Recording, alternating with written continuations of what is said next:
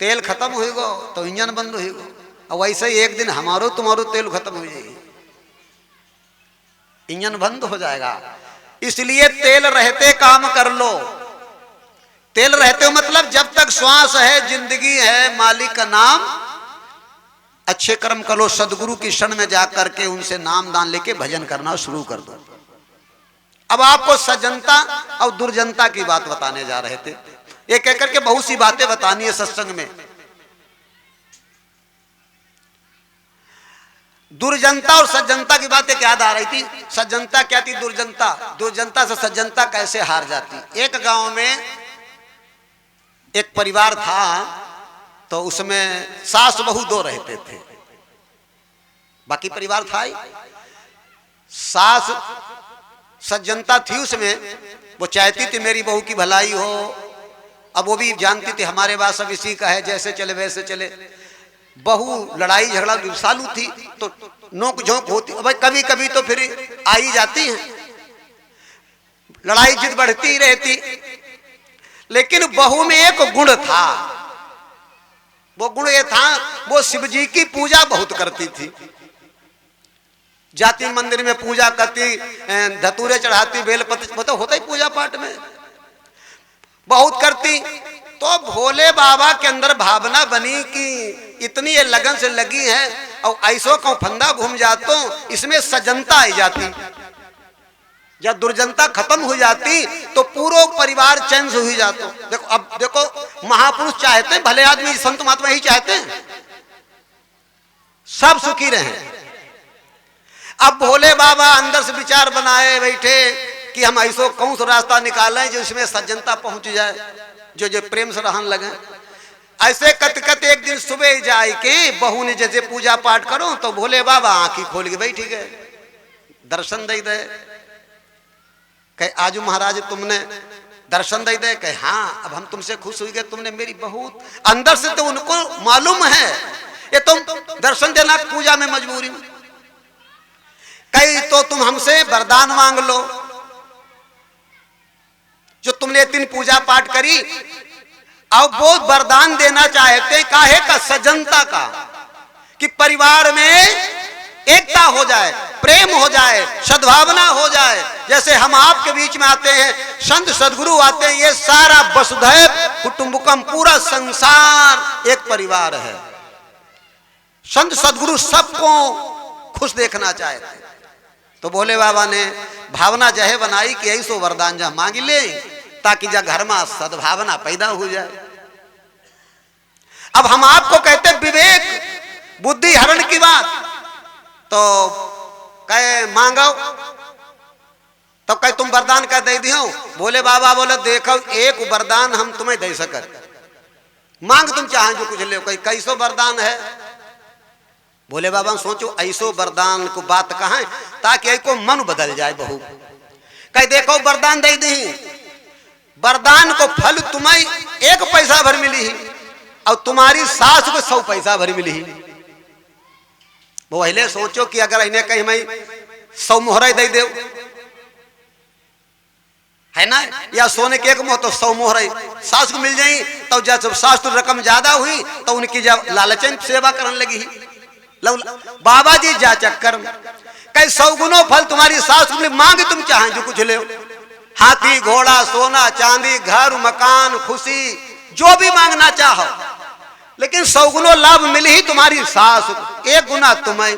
बाकी नीचे बहू बैठी रही, और आखिर में का हुई ने जहां दुर्जनता देख ले, तब हम कहीं भगवान हारे।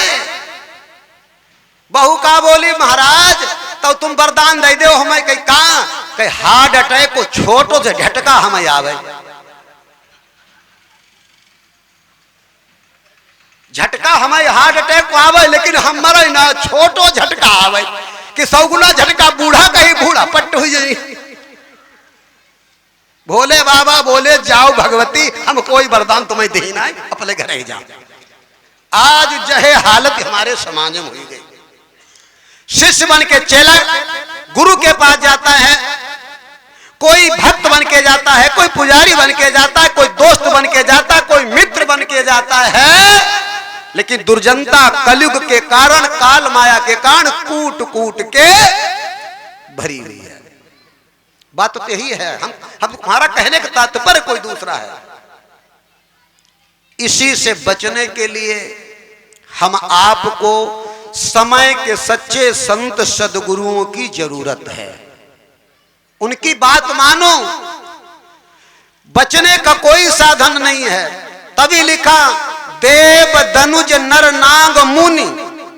आज की परिस्थिति देखो, देवता, राक्षस, नाग, मुनि, यक्ष, किन्नर, गंधर्व, प्रेत, पितर, मानव, ये सबकी उसी में बात आई। सब माया में नाचे, ठगनी देख डराती उनई जिनई गुरु मिली गए सांचे। सच्चे सदगुरु जब मिल जाएंगे तब तो तुम बच सकते, तो नहीं तो बच नहीं सकते। हम आपको यह बताने जा रहे थे सत्संग में, आज तुम्हारे लिए, ज्ञानियों के लिए, जो ज्ञानी कहलाते हैं, विद्वान कहलाते हैं, अच्छी बात उनके समझ में नहीं आती है। आज ये पहले ऋषि मुनियों के द्वारा, गुरुजनों के द्वारा, महापुरुषों के द्वारा धर्म एक मार्ग था, रास्ता था। जैसे हम आप रास्ता खराब होता है तो बढ़िया रोड बनाते तो फिर चलने में आराम होती है, सफर जल्दी तय हो जाता है, नुकसान कम होता। तो ये सत्संग, प्रवचन, ध्यान, भजन, सिमरन, उपदेश एक रास्ता था। लेकिन इस कलिकाल में आज रास्ता नहीं रह गया, धर्म धंधा बन गया है। रास्ता और धंधा में अंतर होता है। धंधा को बदलते हैं, जैसे दुकानदार, व्यापारी धंधा में परिवर्तन करता, कैसे दुकान चले, कैसे दुकान बढ़े, कुछ भी करना पड़े दुकान। तो आज जीवात्माओं के लिए रास्ता खोलना बंद हो गया है, धंधा चलाना चालू हो गया है। इसलिए हमारे तुम्हारे समझ में बात नहीं आ पाती है। अब ये तो बात हमने तुमको ये बताई, अब हम बात तुमको ये बताने जा रहे थे। अब ये निश्चित सुन लो तुम लोग, भले तुम्हारे समझ में, हमने कई बार डंका क्यों पे कहा, जो भूतों से, प्रेतों से, नाना प्रकार की व्याधियों से, संकटों से परेशान है, आकर देखो। हमने दावा करके बताया तुम्हें, यहां आकर बैठे रहो, न समझ में घर चले जाओ। 7 दिन बताया हमने, इतने निकल गए। अगर तुमको आराम अपने आप, यहां कहना भी एक दूसरे से नहीं, न मिलना शुरू हो तो जितने दिन यहां ड्यूटी दो, हम पर मजदूरी ले लेना। क्योंकि ये गुरुदेव भगवान ने कहा है, जिस कार्य को हमने तुम्हें बताया अगर उसे करोगे, उसके नहीं समझ में आएगी, वो आकर बैठेगा, तब भी हम उसकी मजदूरी अपने खाता से देंगे। प्रेम से बोलो श्री सदगुरुदेव भगवान की जय। क्यों? सदगुरु का खाता तुम्हें मालूम कितना बड़ा है, ऐसे नहीं जान सकते हो। सदगुरु के खाता के बराबर शेष, महेश, दिनेश, सुरेश, गणेश, हरि, हर, ब्रह्मा उसके खाते के बराबर नहीं हो सकते, सदगुरु के खाते के बराबर नहीं हो सकते। एक जन्म नहीं,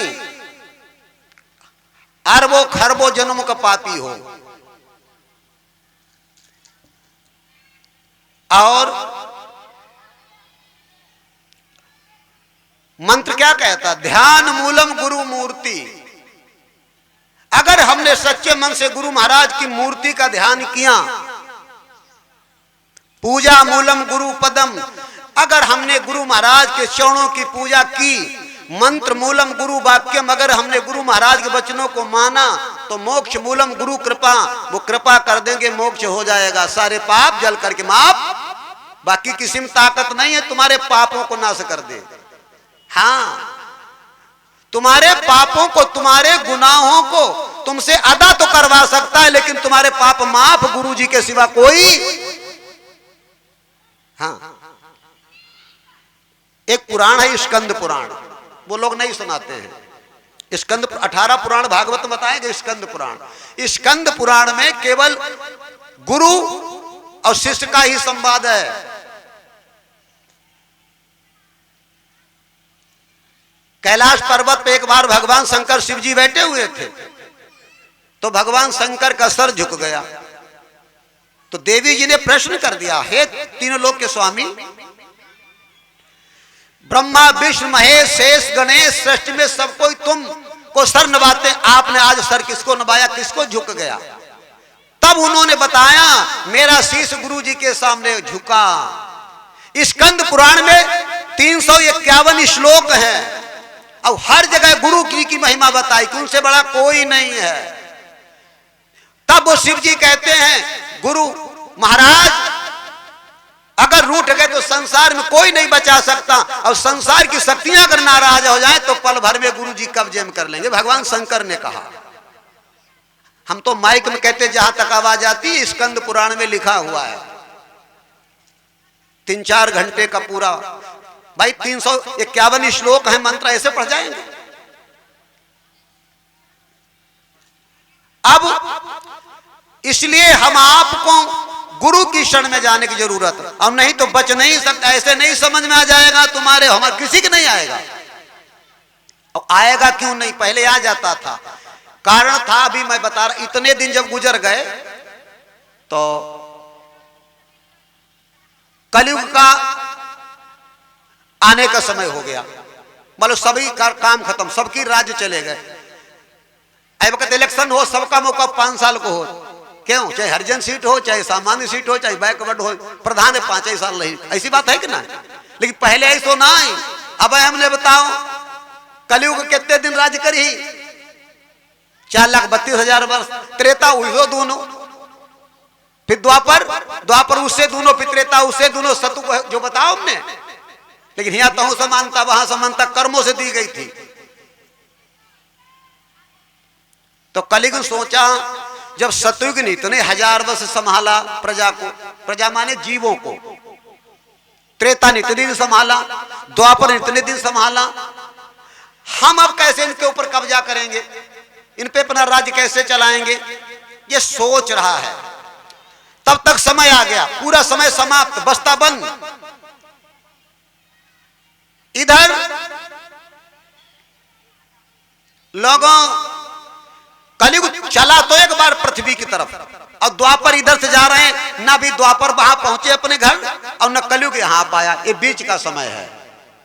बीच का समय जानते हो, जैसे प्रधानी हुई जाए बस्ता बंद, अब इलेक्शन हुई जाए, तुम जाने जाओ कौन जीती गो, जले बस्ता न मिले तले प्रधानी चालू ना आए, क्यों?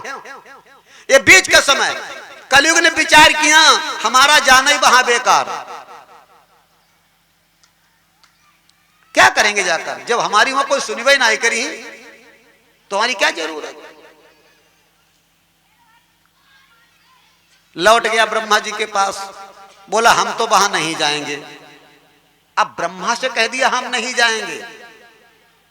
ब्रह्मा जी को समझ लो तुम चुनाव आयोग वाले। हाँ, जैसे कोई प्रधान आज लड़ाई हो, आज ही मरी जाए तो फिर का फिर इलेक्शन करवाने पड़ी, नहीं करी? बोलो, जैदना वोट पड़े वो है दिन जीत जाए मर जाए, इलेक्शन दोबारा करें पड़ी। ब्रह्मा जी सोच रहे हैं कि अगर ये नहीं जाएगा तो ये चक्र चल रहा है, सतयुग का, त्रेता का, द्वापर का, कलयुग का, बंद हो जाएगा कि नहीं बंद हो जाएगा? अब ब्रह्मा जी की मुसीबत आ गई। ब्रह्मा जी कहा, भैया तुम जाओ अपनो काम करो जाए। कलयुग बोला हम नहीं जाएंगे। क्या चले जाओ? कहा हम नहीं जाएंगे। बोले क्यों नहीं जाओगे? कहा हम क्या करेंगे, सतयुग मेरे भैया, त्रेता हमारे भैया, बड़े भैया, इन्होंने इतने 1000 वर्ष राज्य किया, अब 4,32,000 वर्ष का हमें मौका मिला है, हम इन पर इनको कैसे समझाएंगे? हमारे माफी के रहेंगे नहीं कि हमारा इनका कोई से मेल नहीं खा रहा है। तो कलयुग ने कहा अपने जैसे बनाए लिए हो जाएंगे, अपने जैसे बनाए लिए हो जाए। और कल मैं बता रहा था, शराबी जैसा बनाना चाहता है, चोर जैसा बनाना चाहता है, जुआरी जैसा बनाना चाहता, और संत महात्मा सब अपने जैसा बनाना चाहता। क्यों मास्टर साहब? देखो हमारे मास्टर बैठे हैं, ढोलक मास्टर बताए, चाहते अच्छे लोग अपने जैसे बना। बोला हम बना भी नहीं पाएंगे, इसलिए हम जैवे नहीं करी हैं। आज वही स्थिति हो गई है। सच्चे संत महात्मा संघर्ष तो करते हैं, जैसे हमारे गुरु जी ने कही कि तुम जहे सुना हुआ कोई सुनाई चाहे नहीं सुनाई तुम जहे सुनाई हो जाए है तो मुसीबत है। और एक कनमा लौंडा संगम हो तो हमारे पोती पात यहाँ कूद तो और पीछे तुम्हारे बीच में कूद कूद गिर तो तुम बड़ा खुश हो जाते होती जहे वक्त बिगड़ गई सारी। कलयुग बोला हम नहीं जाएंगे। ब्रह्मा जी ने कहा जाओ जैसे जाना तैसे जाओ। और आखिर में कहा कहीं तुम हमसे तुम वरदान मांग ले जो जहे लालच है। हाँ जितनी कथाएं लिखी हैं जब जीव जहां पे अटका तो आखिर में उनका वरदान मांग लो। भले वो तुम्हारे मन का नहीं देना चाहते हैं जैसे रावण का वरदान मांग लो। हिरण्यकश्यप कई वरदान उन्हें के हमारी मौत में हो तो को बहाना बनाए दूसरों तरीका। ध्रुव ने कही प्रहलाद ने कही हिरण्यकश्यप ने कही सबने कही कई तो वरदान मांग लो जो मांगे हो तो कही हो। लेकिन उनके पीछे भीतर छिपो जितना शंकर जी वरदान देना चाहते थे छिपो का तो सास बहू प्रेम हो जाए जो छिपो तो लेकिन हुआ उनको उल्टे। ऐसे सारी कथाओं में उल्टा हुआ सीधा कहीं हुआ ही नहीं। सीधा एक केवल गुरु जी के यहाँ होता है। वो कहते आ बच्चे आ मेरी गोद में आ जा बस तुझे मैं नामदान की चाबी दे दूंगा अपना कमरा खोलना और मौज से रहना कोई संकट मुसीबत नहीं। कहते कि नहीं लेकिन आ तो पहले तू लेकिन तू ऐसा बाजीगर बन गया है तू ऐसा हो गया तू उधर जाना ही नहीं चाहता। और जाना क्यों नहीं चाहता है तेरी मति काटी किसने है। बात यहां पे आई। कलयुग ने कहा क्या वरदान दोगे तुम। ब्रह्मा जी बोले जो मांगो। ब्रह्मा जी ने साफ कह दे जो वरदान मांगो। कलयुग ने कहा अच्छा वरदान दियो तो त्रिवाचा करो। तो कहा ठीक मांगो मिल जाएगा। तो कलयुग बोला ब्रह्मा जी से पृथ्वी पे जितने महात्मा है क्या कहा है संत जितने भी संत हैं उनके ऊपर रोक लगा दो वो प्रवचन करना बंद कर दे। ये कहा है कलयुग ने ब्रह्मा जी से। संतों को प्रवचन करने से रोकवा दिया। तो ब्रह्मा जी ने हाथ जोड़े। ऐसे ही रामायण में नहीं लिखा संतन महिमा अमित रघुराई और महिमा वेद पुराणन गाई। वैसे ही नहीं लिख दिया विष्णु पुराण में मोर बचन चाहे पड़ी जाए फीका और संत बचन पत्थर की। ब्रह्मा जी से कहा संत महात्मा प्रवचन करना बंद कर दे वरदान दो। तो ब्रह्मा जी ने हाथ जोड़ के कहा कलयुग ये हम वरदान तुम्हें नहीं दे सकते। बोले क्यों मेरे बस की बात ही नहीं है। कहा ये छोटा काम। अरे वो संत जो लंगोटी लगाए रहते हैं टेढ़े बड़े कपड़े पहनते हैं इधर उधर घूमते उनके ऊपर तुम्हारा इतना पावर नहीं। ब्रह्मा जी बोले नहीं उन पर मेरा कोई अधिकार। शायद विष्णु जी का होता मैं ले लेता शिव जी की बात होती मैं लेता 33 करोड़ देवी देवता में कोई होता नर नारी केवल महात्माओं को छोड़ करके कोई वरदान। इतना डरते हैं ब्रह्मा जी संतों से। हम थोड़े कहते शास्त्र कह रहा है हम उनको नहीं रोक सकते। कहा क्यों का संत हमारे कब्जे में नहीं है। अब समझ लो संत कब्जे में ना है। इन 3 त्रिकाल शक्तियों के कब्जे में जो कौन नहीं कब्जे में जो संत है संत। अब पहले तुमको यही नहीं पता संत कहां से शुरू होते हैं।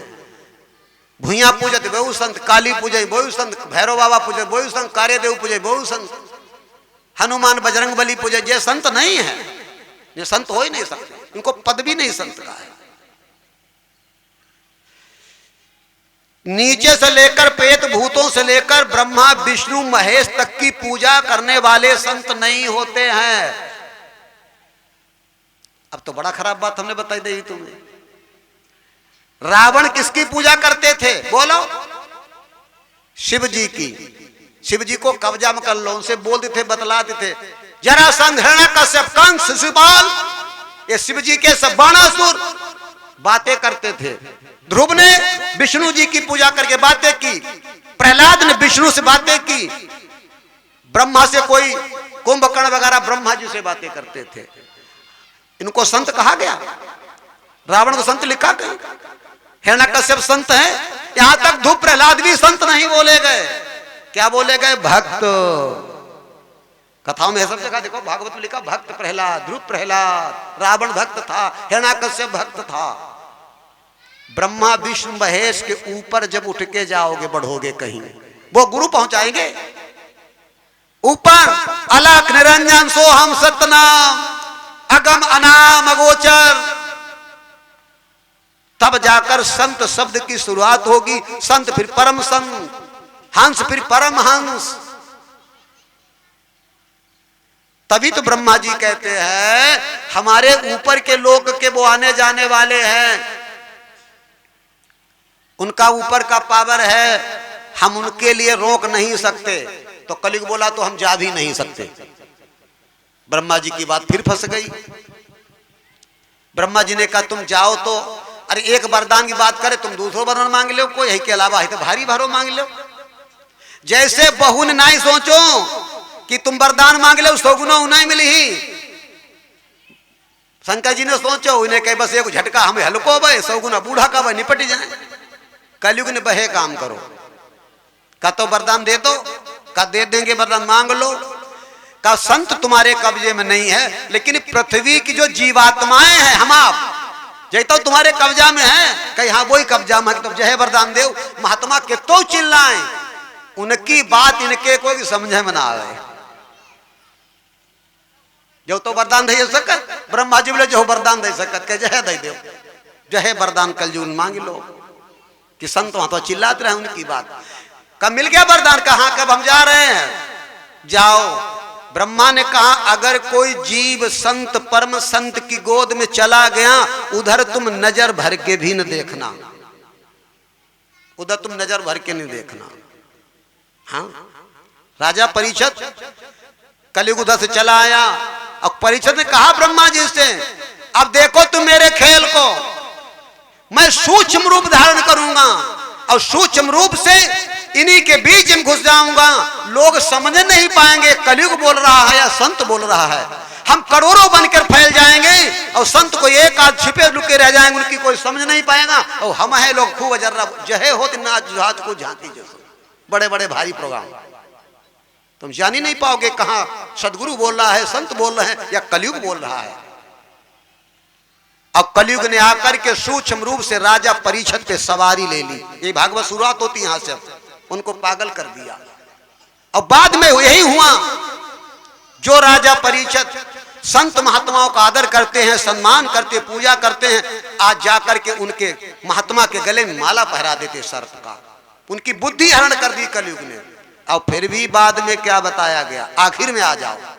कतई आखिरी जब निर्णय आया, जब विवेक जगा, हमसे गलत हुआ, ये हमसे पातक हुआ, कैसे निपटारा हो, तो यही मशविरा किया गया। अगर कोई संत, अब ये नहीं लिखा कोई विद्वान, कोई वक्ता, कोई बड़ा कथावाचक, ये भागवत में लिखा ही नहीं। अगर कोई संत श्रीमद् भागवत कथा सुना दे तो तुम्हारा उद्धार हो जाएगा। ये नहीं लिखा। बड़े बड़े वक्ता थे उस समय भी बोलने वाले, सब फेल हो गए। बात यहां पे आती थी, जब कहते थे सुना दो तो वो कहते थे भाई क्यों सुनाओगे, कहते सुनाई दो तो कहते क्यों सुनियो, तो वो कह देते हम अपना उद्धार चाहत, तो कह देते महाराज हम सुना ही सकते लेकिन उद्धार ना ही कर सकते। जो हम में क्षमता नहीं, सुनाने की क्षमता है लेकिन उद्धार करने की क्षमता नहीं। तब पता लगा है एक व्यक्ति, वो हैं सुखदेव जी। पैदा होते ही नार को बगल में दबा करके जंगल में चले गए, तप करते रहे। तप पूरा जीवन तपस्या नाम साधना में लगा दिया।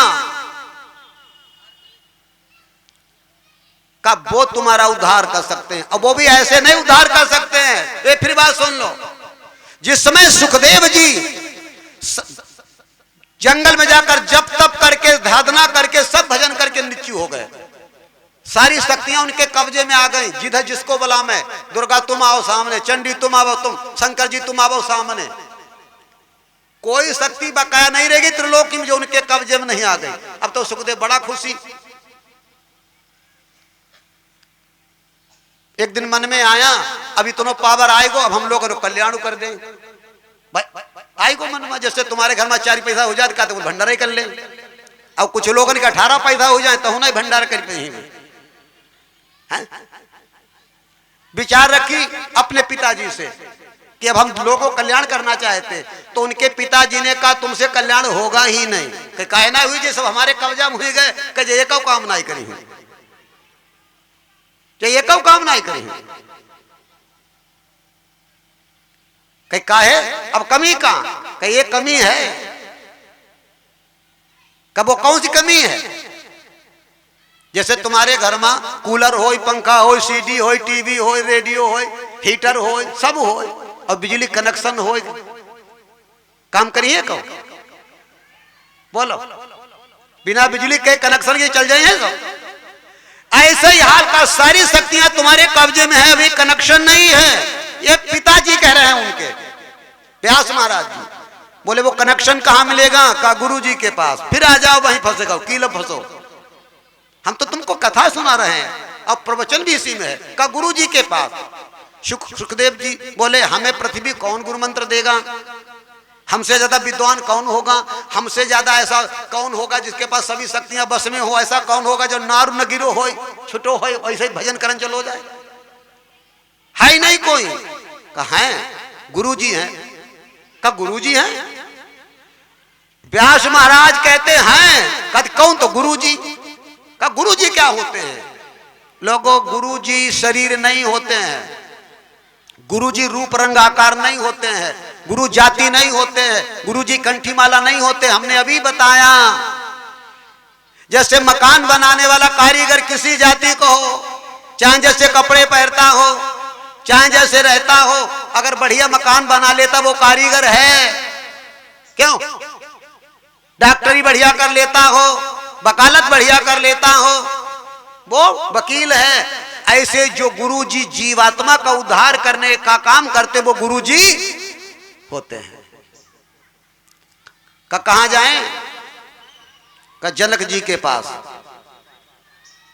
तब सुखदेव जी को जनक जी के पास भेजा गया, और वहां जाकर के बहुत मुसीबत में, ये बहुत लंबा विषय, बहुत संकट हुआ, तब उनको नामदान मिला। और जब नामदान मिल गया तो अब जनक जी ने कहा नामदान मिल गया? बोले हाँ महाराज। का जाओ अब तुम कृपा के पात्र हो गए हो, कृपा के पात्र। अब तुम न जाने कितनों का उद्धार कर सकते। जैसे पता लगा कितने लोग इलेक्शन में खड़े हो, 10, 15, 20, जो जीत के आवे वो दस्तखत मोहर लगा दे, फाइल बन जात। और हारो वालों कितो पढ़ो वालो हो, पैसा वालो हो, नहीं काम करी या करी है कि उसको सर्टिफिकेट मिल गया 5 साल तक फटाफट प्रधानी चलाने का। ऐसे ही गुरु जी से नाम ना लेकर जब कृपा उनकी हो जाएगी तो जीव के उद्धार करने का सर्टिफिकेट मिलता है, तब जीव का उद्धार करते हैं। जैसे मेरे गुरुदेव भगवान ने हमसे कहा कि जाओ अब तुम प्रवचन सुना के लोगों का भला करोगे। हम करेंगे का कहना करी, हमें तुम्हारो खाली बहाना है, हम फ्री हैं, जरा सोचो हम पर कोई भार है तो गुरु जी की आज्ञा का पालन है। तो नामदान पाए, तब सुखदेव जी ने आकर राजा परीक्षित का उद्धार किया। और वहां पर भी एक लड़ाई थी, भागवत में लड़ाई है, वो ऐसी लड़ाई नहीं है, बहुत बड़ी लड़ाई है। ऐसा हुआ राजा परीक्षित को श्राप लग गया कि 7वें दिन सर्प डसेगा, राजा परीक्षित की मृत्यु हो जाएगी, वो नरक जाएंगे। 2 श्राप हैं मां, सर्प कटेगा ये तो हो गई, और मरने के बाद नरक जाएंगे, 2 श्राप लग गए। अब इधर जिस समय लोगों ने बता दिया कि कोई महात्मा मिल जाए, भागवत कथा सुना देंगे, और हुआ नंबर आ गया सुखदेव जी, भागवत में लिखा कृपा से भाग्य से आ ही गए, कृपा हो गई। अब भरोसमय भा हनुमंता, और बिन हरि कृपा मिले ना, कृपा हो गई, सुखदेव जी अपने आप ही आ गए। उन पर बात रखी गई, उन्होंने कहा अरे 7 दिन की कौन बात कहते, तो पल भरे को काम है, पल भरे को, क्योंकि कृपा की जरूरत है, वहां भागवत की कोई जरूरत नहीं है। मोक्ष मूलम गुरु कृपा। तुम 7 दिन की बात करते हो, तुम 6 महीना की बात करते हो, पल भर की बात है। और सुखदेव जी ने क्या कह दिया पता है तुम्हें? राजन 7 दिन की कौन बात करे, पल नहीं लगेगा। अगर तुमने मेरी बात सुन ली और समझ ली, बात मान ली, तो पहली बात तुम्हें सर्प डस ही नहीं पाएगा, और अगर डस लिया तो तुम नरक नहीं जाओगे। जैसे सुखदेव जी ने कही, तीनों लोकम भूचाल आएगो, ब्रह्मा विष्णु महेश देवी देवता सब भागे भागे घूम रहे हैं। कहो ये तो भागवत में लिखा ही नहीं है। अरे ये परा ज्ञान की बात है, दौड़े दौड़े घूम रहे हैं, एक दूसरे से मिलते। अब क्या होगा? सारे देवता विष्णु भगवान के पास गए, बोले प्रभु अब क्या करी हम? वहां एक महात्मा ने श्राप दिया है, एक महात्मा ने श्राप दिया है कि राजा की मृत्यु होगी, सांप काटने से नरक जाएगा। और दूसरा महात्मा कह रहा है सांप काटेगा नहीं, काटेगा तो मरने नहीं देंगे, मर गए तो नरक नहीं जाने देंगे। अब तुम कहीं की बात रखे आओ, तुम्हारे पुराण में तुम्हारे मुंह से अपने कही, मोर वचन चाहे पड़ जाए फीका और संत वचन पत्थर की। अब क्या करी हो? तुम उनकी लाज रखी हो तो उनकी लाज जई है, और उनकी लाज रखी हो तो उनकी लाज रखी। अब तुम्हारो मुंह कालो हुई है, अब संकट वाओ है। देखो कथा धिया बीती, अब मुसीबत फंसो कौन? केंद्र सरकार हल गई मानो, दंगा यहां हुआ और हिल गई दिल्ली। यह है संतों की गति, हंगामा हो गया। तब विष्णु भगवान ने कहा अब क्या होगा? अब तो बड़ी अटपटी बात है। तब भगवान विष्णु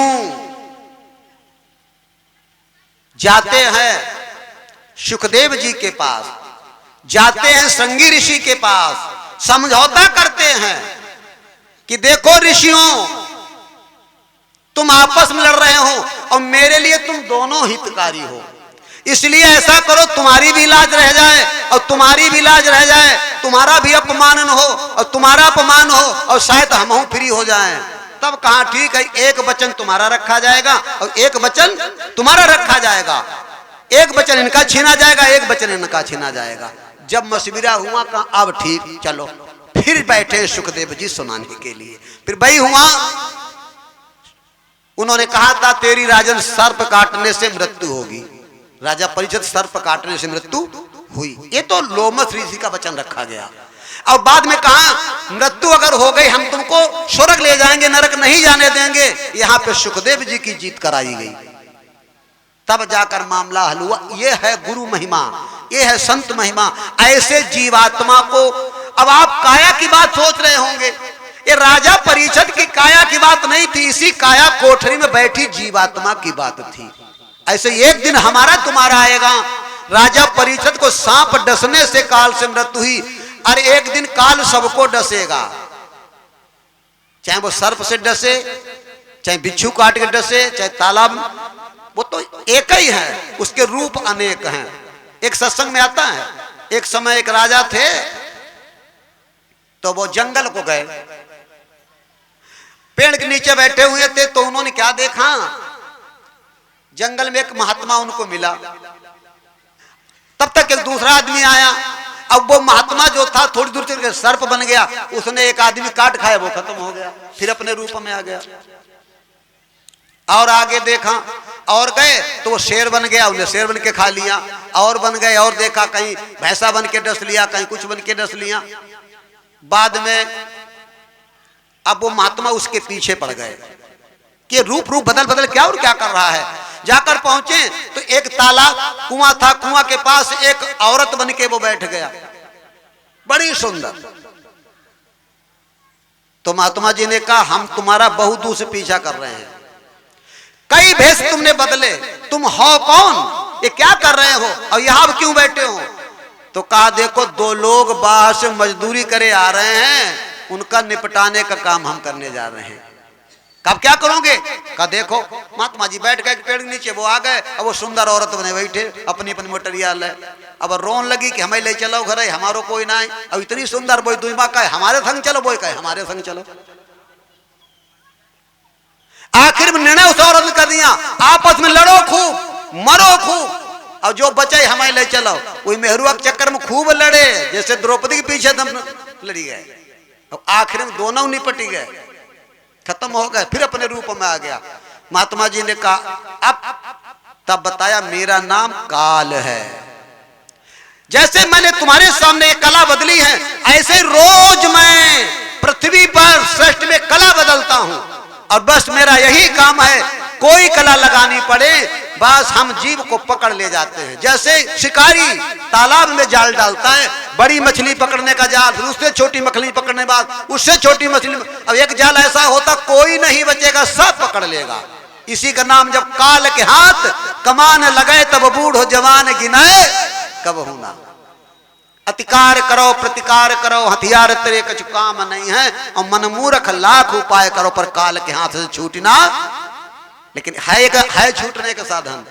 इस काया से काल अलग कर सकता है, लेकिन जीवात्मा का बार वाका नहीं कर सकता। अगर गुरु जी ने तुमको नामदान की चाबी, प्रेम से बोलो श्री सदगुरुदेव भगवान की जय। इसीलिए भाई बहनों, इतनी देर मैंने तुमको जो घुमाया समझ में नहीं आया तो सुन लो। मेन बात है, कमरा में घुसने के लिए हमें चाबी चाहिए, ताला बंद है। इसी काया कोठरी में सुखों का भंडार है, दुखों के हरने के साधन है। जब गुरु महाराज से नामदान की चाबी ले लोगे, अंदर घुस जाओगे खोल के, फिर खेती करो, दुकान करो, काम धंधा करो, कहीं भी रहो, बस रोज ताला खोलो भजन सिमरण करके, चाबी वो रोज आनंद लो। चलते फिरते उठते बैठते खेत खलियान हमेशा, जैसे घर में जाते ताला बंद किया, खेत पर काम, फिर संजा का के बनो खोलो, फिर गद्दार जम रहे। अब अगर चाबी खुल गई तो पड़ोसी क्या मिली ही ना, ठुठुते रहो। ऐसे ही दुखन से परेशान होते रहो पूरे जिंदगी, सुख नहीं मिलेगा। जब नामदान मिल जाएगा तो सारे दुखों का अंत हो जाएगा, सुख आ जाएंगे, हमारा तुम्हारा भला हो जाएगा। जय श्री सद्गुरुदेव, जय जय श्री सद्गुरुदेव। अब इन्हीं शब्दों के साथ वाणी को विराम, दुआ आशीर्वाद, सबका भला हो, सबका कल्याण हो। गुरु महाराज सब पे दया करें।